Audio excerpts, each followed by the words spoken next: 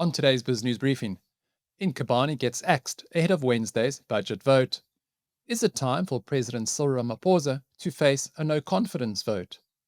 Israel bombs Syria as nations call for truce, and Optimus serves up some popcorn. Stay tuned.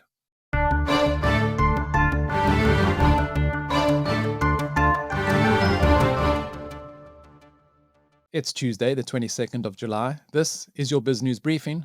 I'm Stuart Lohman. OUTA's Duvenage says axed Higher Education Minister Nobuhle Nkabane inherited a cesspool of corruption, but blundered by hiding her hand in the board appointment scandal. He spoke to my colleague, Chris Dane. I think a lot of the pressure actually came from inside Parliament and the GNU and the political players. Firstly, I think we need to make it clear we don't believe that the Minister Nkabane, now no longer the minister, was corrupt. I think she became a victim of a situation that she was thrust into by what we believe a list of SETA board chair nominations that we believe was thrust into her hands by the cadre deployment committee of or people therein at the ANC, because we have fortunately met with this minister at the beginning of the year, and she inherited a cesspool of corruption from Bladen Zamande, quite frankly. A number of years that he'd been in that role, and we'd been interviewing a lot of whistleblowers over a number of years, and they continue to roll out these interviews, and more as we dig and expose the corruption in the various SETAs and higher education, the more whistleblowers came forward. It is rotten, Chris, throughout this. I've said it to the previous minister, and I say it now to the Puti Manamela, the new minister.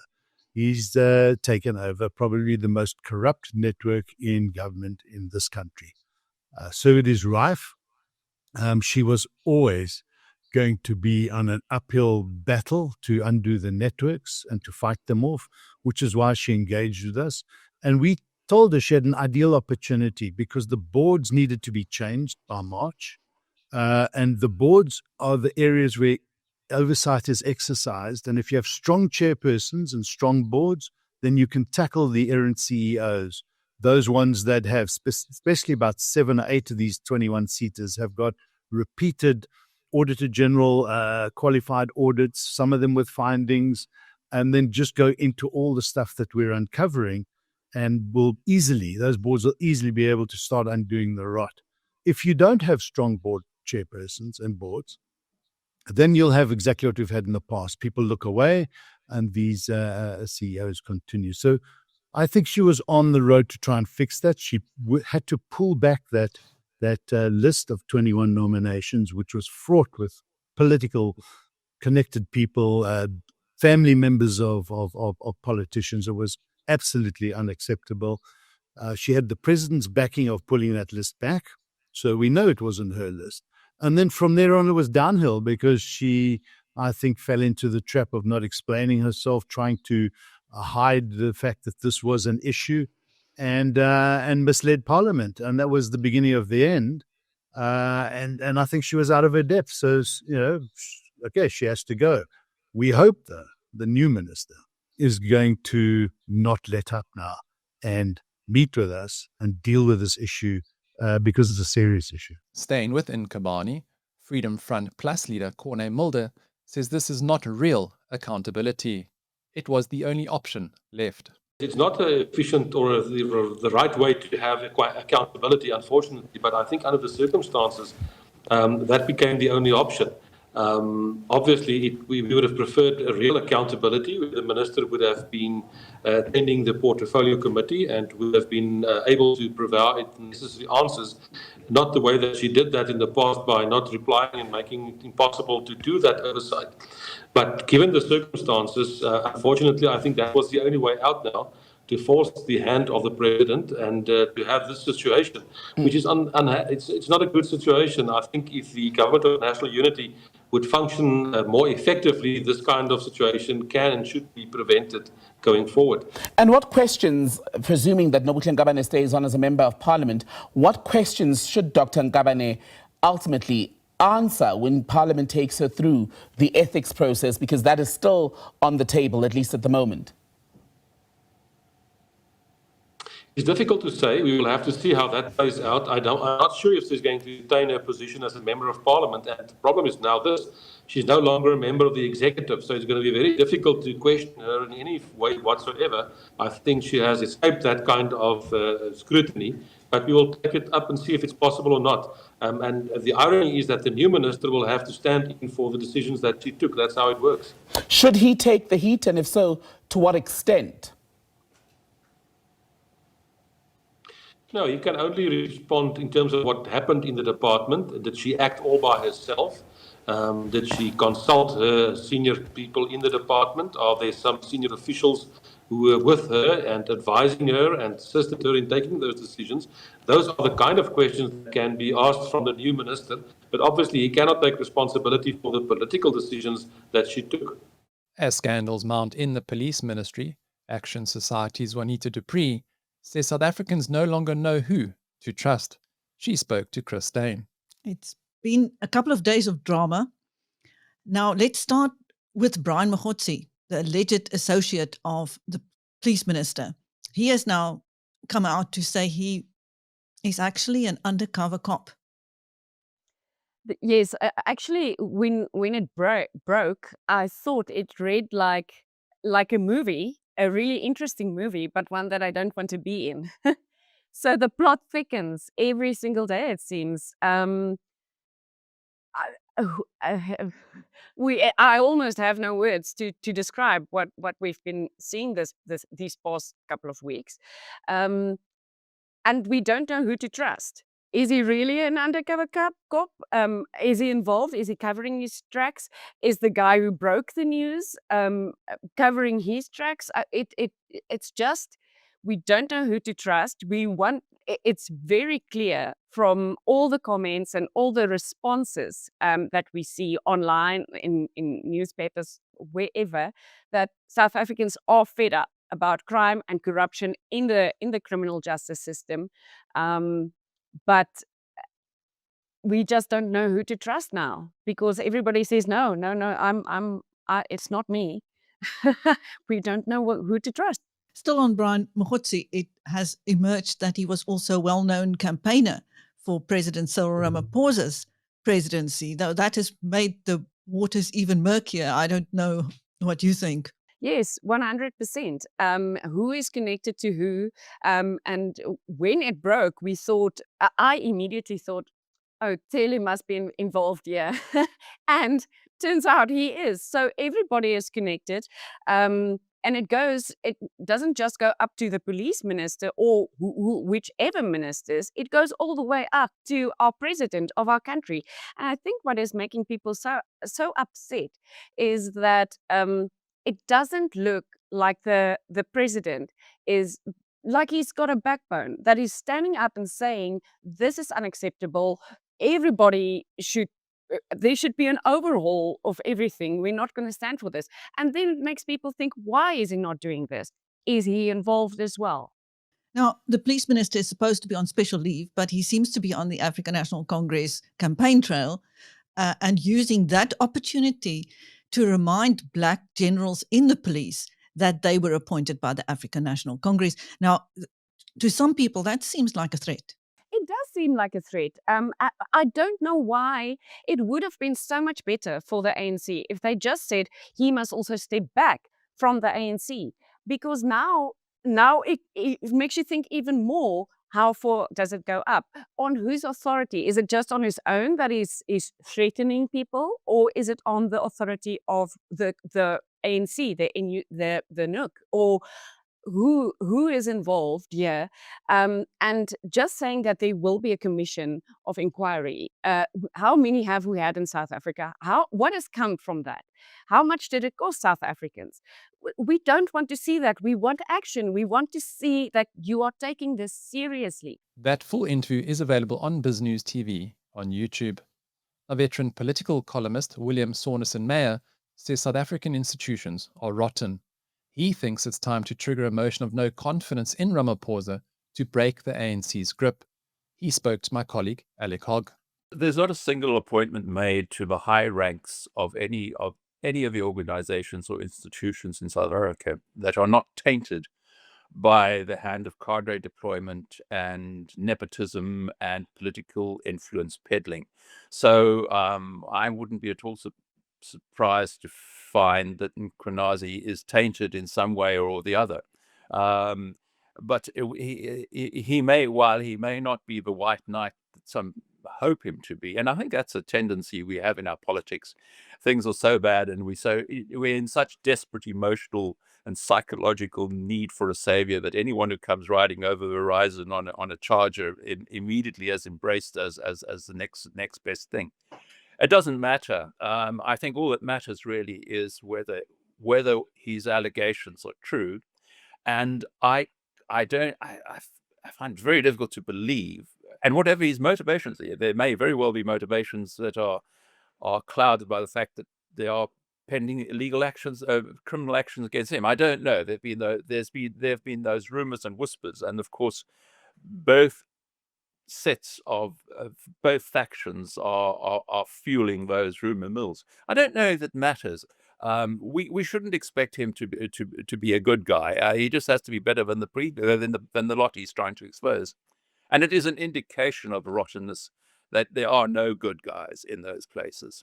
And for that matter, in many of our other institutions, who are the good guys at the South African Human Rights Council? Who are the good? I mean, you can go from Chapter 9 institutions right through every state-dominated agency or state-appointed agency, and they're rotten. They might be only 50% rotten, or they might be 90% rotten, but they're rotten. William, how do you fix this? I've had several responses to columns saying, well, it's all very well, what comes next? Do we get rid of Ramaphosa? Imagine what comes after Ramaphosa. I don't know. It's pointless to hang on desperately to a government on the basis that what follows might be worse. In fact, given the steady decline since 1994, each administration being successively worse than the previous one, we could be almost guaranteed the next one would be worse. And in fact, the one after that will be worse. The only solution is to vote out the ANC. I would think if an election were held now, and that is impossible even in terms of constitution, which is a subtlety I was not aware of until recently. Even if a motion of no confidence is passed in Ramaphosa, there's no election. This administration has to serve for 3 terms before next general election. Sorry, for 3 years until the next general election can be called. So if you have a vote of no confidence in Ramaphosa, all it means is you need to find a replacement for Ramaphosa. The National Assembly has to appoint a replacement for him, which I think is I would argue that is a very good thing for the DA to trigger at this stage. Pass a motion of no confidence, throw it into the National Assembly, let the bickering begin, and eventually out of that something which may not be an ANC appointee, in fact, almost certainly won't be an ANC appointee, will come out of it. And that is better than the sort of thing where the next leader comes out of the ANC readily anointed. Look at the crowd that's waiting in the wings. I mean, Mashatile, Fikile. Between a clown and a crook, it's very difficult to decide. So I'd say a motion of no confidence was a good tactic. That'll stir the pot somewhat. Saunderson-Meyer has put pen to paper for his Jaundiced Eye column for over 30 years. You can read it on Politics Web.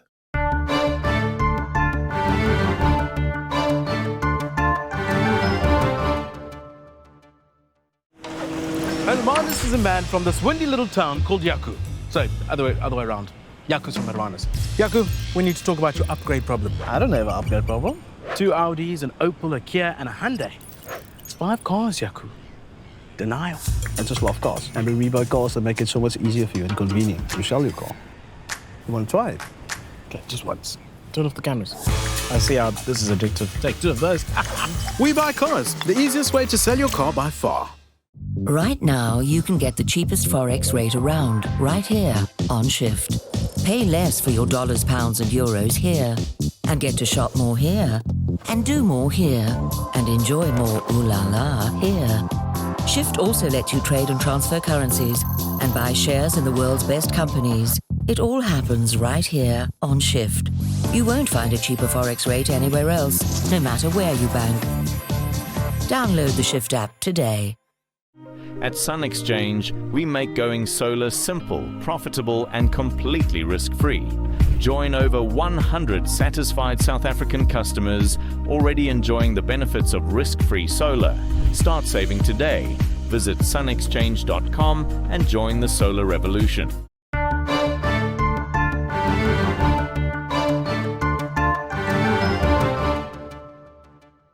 A favourite amongst the BizNews tribe, columnist R.W. Johnson, says Ramaphosa still doesn't grasp the New World Order and that his missteps on the G20 stage and in Washington have left South Africans isolated, embarrassed, and without leverage. As yet, Ramaphosa doesn't seem to have understood the new situation.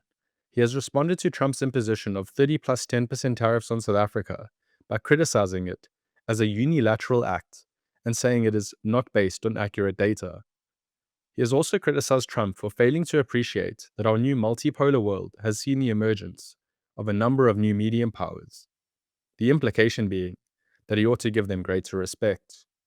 Ramaphosa seems not to understand that this unilateral American behavior is precisely the result of the new multipolarity and that Trump simply doesn't care about the affronts he gives to lesser powers. The old rules-based order has enabled such lesser powers to cultivate a certain pride and self-regard about their national sovereignty, because in international law, all states are equal. But in effect, multipolarity threatens the very existence of international law. In effect, Ramaphosa's decision to use the G20 to try to exert pressure on rich countries to come to the rescue of over-indebted African states was an attempt to play by the old rules of the game, while simultaneously championing the rise of multipolarity. This effort has come completely unstuck as the world's most powerful state, the US, has simply boycotted proceedings.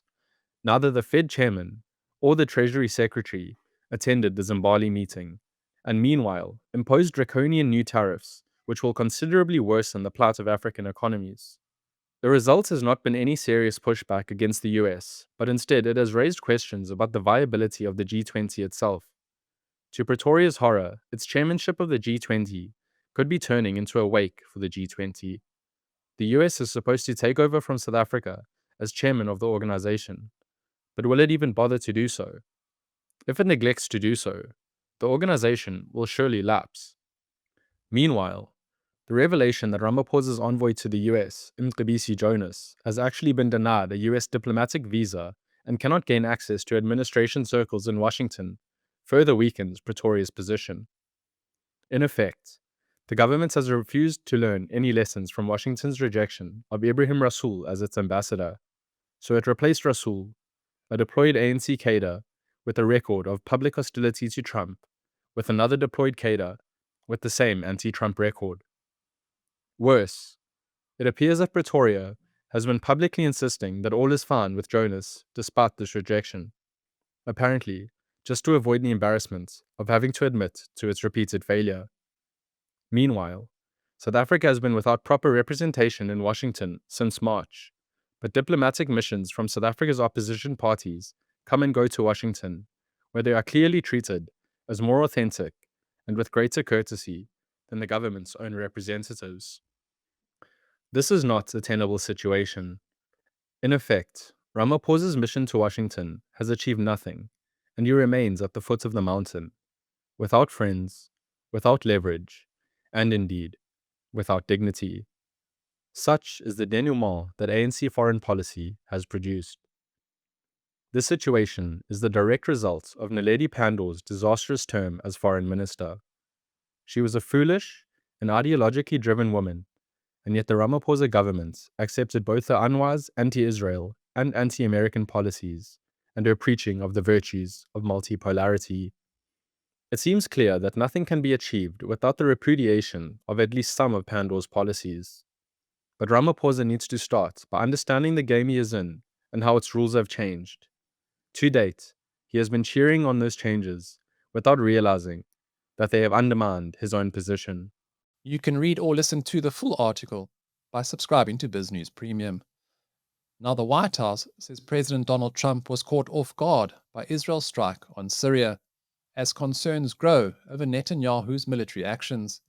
Bloomberg reports. The context here is important. There has been a significant amount of sectarian violence taking place in the OUTA region in Syria, that is a southern province, since mid-July, since around July 11. Two communities fighting against one another, Sunni Bedouins on one side against the Druze on another. Druze is a group whose faith is an offshoot from Shia Islam. But the point is, there has been a significant amount of violence, and independent monitors suggest that atrocities and human rights abuses have taken place. So where does Israel come into the mix? Now, Israel has always seen itself as a bit of a protector for the Druze community around the region, namely because if you go back to 1948, the Druze community did actually side themselves with the Israeli state that was being established. And so there is a lot of historical, I would say, ties between those two groups. And so more recently, Israel intervened once in April on behalf of the Druze community, and then once again recently by targeting some of those military facilities in OUTA, but then also in Damascus last week as well. Now, the U.S. are saying that they were not aware that Israel were going to strike that headquarters in that pretty dramatic image that we're showing right now on screen. But Israel do say that they did give advance notice to the United States because the United States have been actively involved in the developments in Syria. As we know, President Trump actually met with the interim president Ahmed al-Shara back in May of this year, has removed the Syrian sanctions, and has floated the real possibility of normalization talks between Israel and Syria, which kind of seems paradoxical at this time, given that the two sides seem to be targeting or attacking one another. That being said, U.S. did manage to broker a ceasefire that it still seems to be upholding as of now from Friday of last week. The question is whether the sectarian violence within Syria can calm down, and whether, the other big question, you may see the real possibility of another civil war emerging, which is not a possibility that Arab states or the United States would like to see.